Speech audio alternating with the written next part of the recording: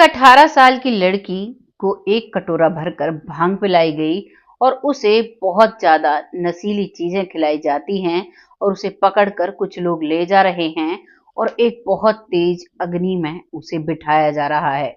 जबरन उसके साथ ये कृत्य किया जा रहा है। आइए जानते हैं कैसे इस घटना को अंजाम दिया गया, क्या हुआ था, कैसे होता था।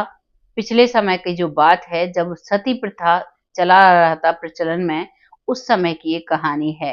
इस कहानी को जानोगे तो आपके रोंगटे खड़े हो जाएंगे। वाकई में आप सोचने पर मजबूर हो जाएंगे कि पहले समय में लोग किस किस तरीके के अत्याचार महिलाओं पर किया करते थे। नमस्कार, मैं महक चौधरी। आज की जो कहानी मैं लेकर आई हूँ वो बंगाल की है, बंगाल के एक क्षेत्र की, जहां पर एक लड़की जिसका नाम होता है सरिता। सरिता अपने परिवार में 7 बहनें थी जिनमें सबसे छोटी होती है। सबकी शादी हो चुकी थी, बहुत ही गरीब परिवार था। उनका खाने का मुख्य जो सामान था, यानी कि जो भोजन का सामान था, वो मछली और चावल हुआ करते थे। वो उसका जो पिता था वो एक मजदूर इंसान था, उसके पास अपनी खेती और कुछ नहीं था। वो लोगों के खेतों में काम करके और तब अपने जीवन को जिया करता था। धीरे धीरे वक्त निकल रहा था। जब 7 बेटियों की शादी करी, उससे पहले 6 बेटियों की, तो परिवार में तंगी का माहौल बना हुआ था। आप भी समझ सकते हो। जो उनका भाई था वो बहुत छोटा था, अभी वो महज 4 साल का था, और जो छोटी बहन है वो भी अभी सिर्फ 14 साल। ये बात उस वक्त की है जिस वक्त में लड़कियों की बहुत जल्दी शादी कर दी जाती थी।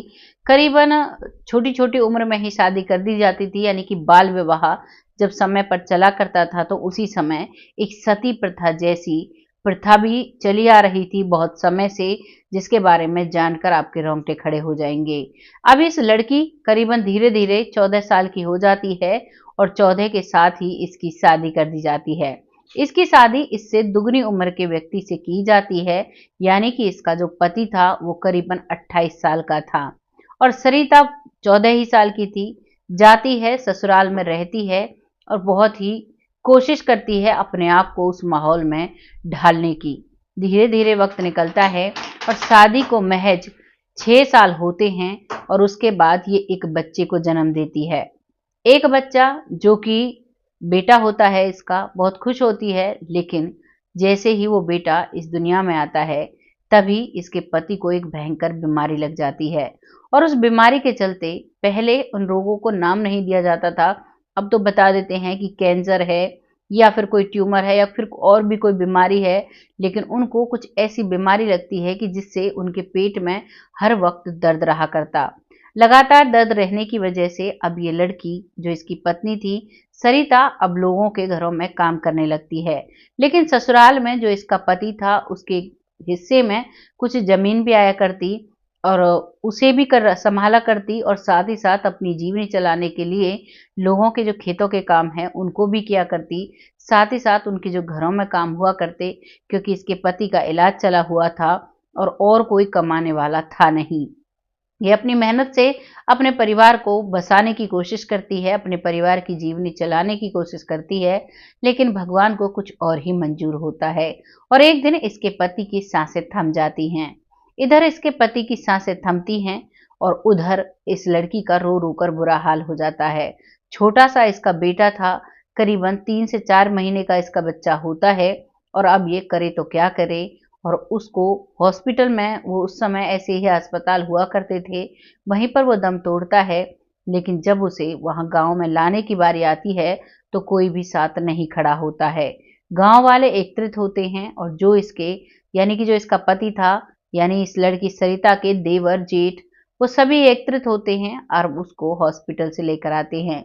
ये रोती बिलखती उसके साथ आती है, छोटा सा एक बच्चा होता है।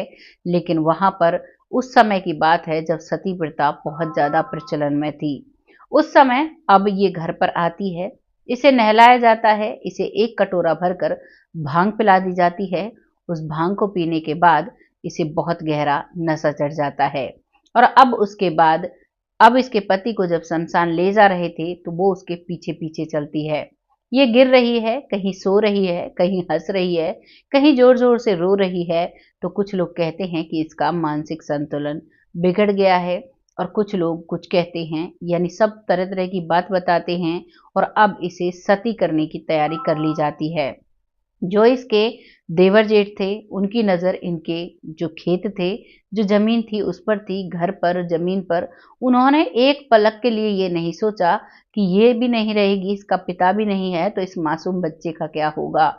और अब वो उन्हें ले जाते हैं, पीछे-पीछे ये भी जाती है और जबरन इसे खींचकर अब वो एक काँच जो कच्चा बाँस होता है, उसकी एक ऐसी ही काठी बनाई जाती है और उसमें इसे कस दिया जाता है और वहीं पर ढोल, नगाड़े और बहुत बड़े-बड़े जैसे म्यूज़िक जो होता है आज के समय में, उस समय में जो थे, वो सारी चीज़ें बजाई जाने लगती हैं। अब इसको उस पर बाँधकर क्योंकि ये पूरे नशे में होती है और बाँधकर उसी पर लिटा दिया जाता है और जैसे ही ये चीखती चिल्लाती है, तो उस समय पर वो ढोल नगाड़े ज़ोर-ज़ोर से बजने लगते हैं और उसका जो वो लड़की चीख रही थी, सरिता चिल्ला रही थी क्योंकि दर्द चाहे नशा में हो व्यक्ति, जब शरीर जलता है तो बहुत दर्द होता है। उस असहनीय दर्द के साथ वो चीख रही थी, लेकिन उन ढोल नगाड़ों की आवाज़ की वजह से इसकी आवाज़ बाहर नहीं आती है। वहाँ पर सब कहते हैं कि सरिता अपने पति के साथ सती हो गई। वापस वो घरवाले आते हैं और अब उनके हाथ में सब कुछ हो जाता है क्योंकि वो उसके हिस्से का जो भी ज़मीन थी, उसके हिस्से का जो भी घर था, वो अब बाकी जो भाई बचे, वो आपस में बाँट लेते हैं। ये तो कहानी एक सरिता की थी, लेकिन अब से पहले समय में सन 1887 में 1987 में इस प्रथा को रोक दिया गया था। उस समय एक लास्ट जो सती हुई थी, उनका नाम था रूप कंवर। रूप कंवर जिसके पति का नाम माल सिंह था और जब ये 18 साल की थी, तब ये अपने पति के साथ सजी सबरी महज 8 महीने पति के साथ रहती है और 8 महीने बाद इनके पति का देहांत होता है और ये अपनी इच्छा से लोग बताते हैं। बाद में तो इस बात पर बहुत बड़ा बवाल हुआ और इसी घटना के बाद सरकार की तरफ से इस सती प्रथा पर बैन लगता है। ये लास्ट जो कोशिश रही थी लोगों की सती कराने की, वो खत्म हो जाती है। उसके बाद सरकार इस पर बैन लगा देती है और ये सजी सबरी जाती है और कुछ लोग कहते हैं स्वेच्छा से गई है, यानी कि अपनी मर्जी से। कुछ लोग कहते हैं कि वो तो अभी बच्ची थी, उसे बोध ही क्या था। बहुत सारी बातें इस बात पर बनी हुई हैं, लेकिन उस समय इस चीज को बैन कर दिया गया था।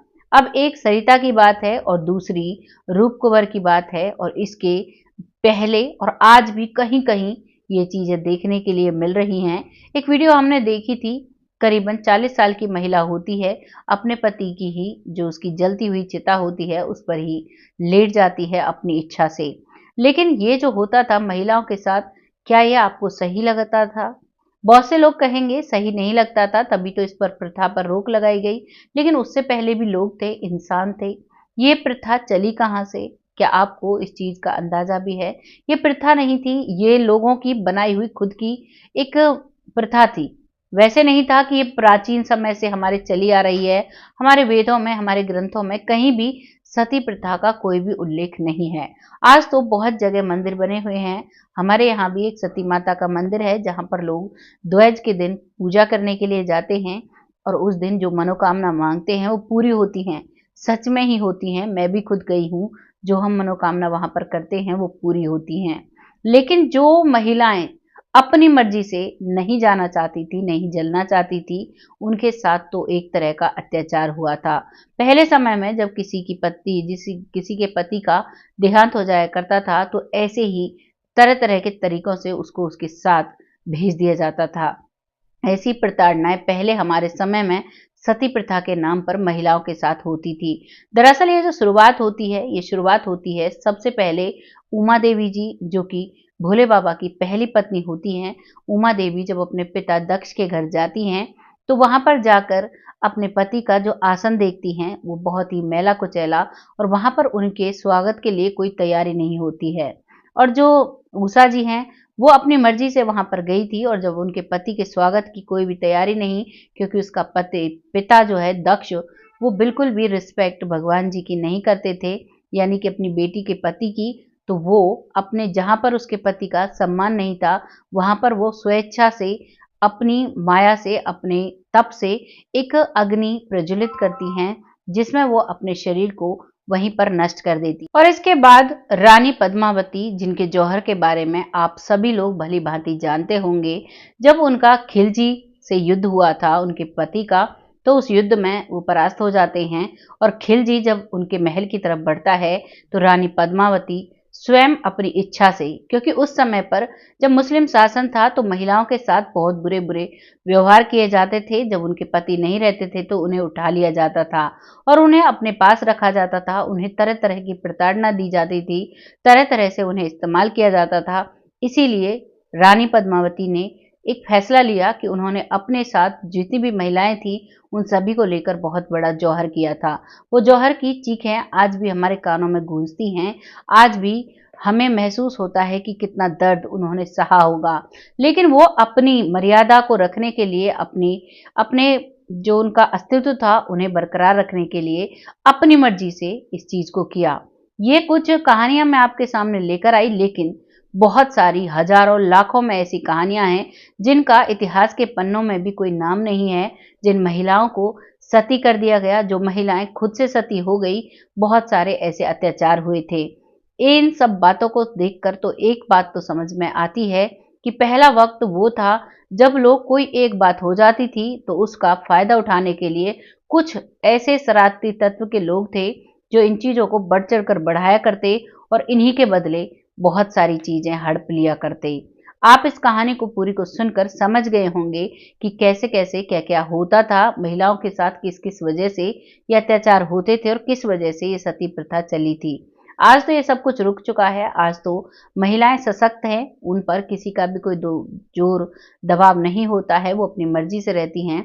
लेकिन पहले बहुत अत्याचार किए जाते थे।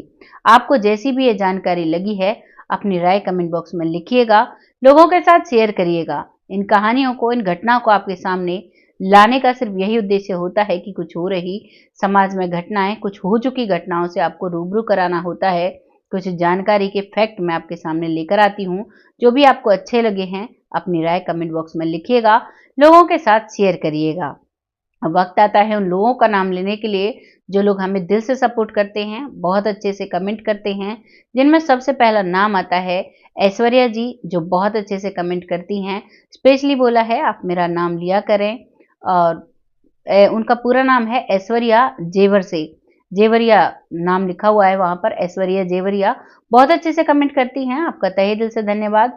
बहुत अच्छा लगता है जब आप लोग कमेंट करते हैं, एक अलग ही मोटिवेशन अप होता है जिससे कि हम ऐसी सच्ची कहानियां लेकर आ पाते हैं। अगला नाम आता है जमुना जी, जो बहुत अच्छे से सपोर्ट करती हैं, बहुत प्यारे कमेंट करती हैं। आपका तहे दिल से धन्यवाद। ऐसे ही अपना सपोर्ट हमारे साथ बनाए रखें। अगला नाम आता है मंजू चौधरी जी, जो बहुत अच्छे से सपोर्ट करती हैं, बहुत प्यारे कमेंट लिखती हैं। आपका तहे दिल से धन्यवाद। ऐसे ही अपना सपोर्ट हमारे साथ बनाए रखें। अगला नाम आता है लखविंदर जी, जो बहुत अच्छे से सपोर्ट करते हैं, बहुत अच्छे कमेंट होते हैं। आपका तहे दिल से धन्यवाद। ऐसे ही अपना सपोर्ट बनाए रखें। अगला नाम आता है पीएन नेगी जी, पीएन यादव जी, जो बहुत अच्छे से कमेंट करते हैं, बहुत प्यारे कमेंट होते हैं। आपका तहे दिल से धन्यवाद। ऐसे ही सपोर्ट करते रहें जिससे हम आगे बढ़ते रहें। अगला नाम आता है आर नेगी जी, जो बहुत अच्छे, बहुत मोटिवेशनल कमेंट करते हैं। आपका तहे दिल से धन्यवाद। ऐसे ही अपना सपोर्ट हमारे साथ बनाए रखें। अगला नाम आता है सरयू बाला जी, जो बहुत अच्छे कमेंट करते हैं, मोटिवेशनल कमेंट होते हैं, जानकारी से रिलेटेड फैक्ट के कमेंट होते हैं। आपका तहे दिल से धन्यवाद। ऐसे ही अपना सपोर्ट हमारे साथ बनाए रखें। अगला नाम आता है विपिन कुशवाहा जी, जो बहुत अच्छे से कमेंट करते हैं। आपका तहे दिल से धन्यवाद। ऐसे ही अपना आशीर्वाद हमारे सर पर बनाए रखें जिससे कि हम आगे बढ़ते रहें। और भी बहुत सारे नाम हैं, कुछ रह गए हैं, उनको अगली वीडियो में ज़रूर ले लिया जाएगा क्योंकि काफ़ी वक्त चला जाता है। लास्ट वाली वीडियो में मैंने बहुत सारे नाम लिए थे तो उनमें काफ़ी समय चला गया था, तो इसीलिए हमारा बिल्कुल भी इंटेंशन नहीं होता ज़्यादा वक्त लेने का, बस थोड़ी सी जानकारी लेकर आते हैं जिससे कि आप पूरा सुन पाएँ। बहुत अच्छा लगता है जब आप पूरा सुनकर अपना लाइक और कमेंट भेजते हैं। ऐसे ही अपना सपोर्ट बनाए रखें जिससे कि हम आगे बढ़ते रहें। बहुत जल्द ऐसी ही किसी सच्ची और अच्छी स्टोरी के साथ आती हूँ। तब तक आप सब खुश रहें, भगवान से दुआ करते हैं आप स्वस्थ रहें, अपने जीवन में हर तरक्की को पाएं। तब तक के लिए जय हिंद, जय भारत।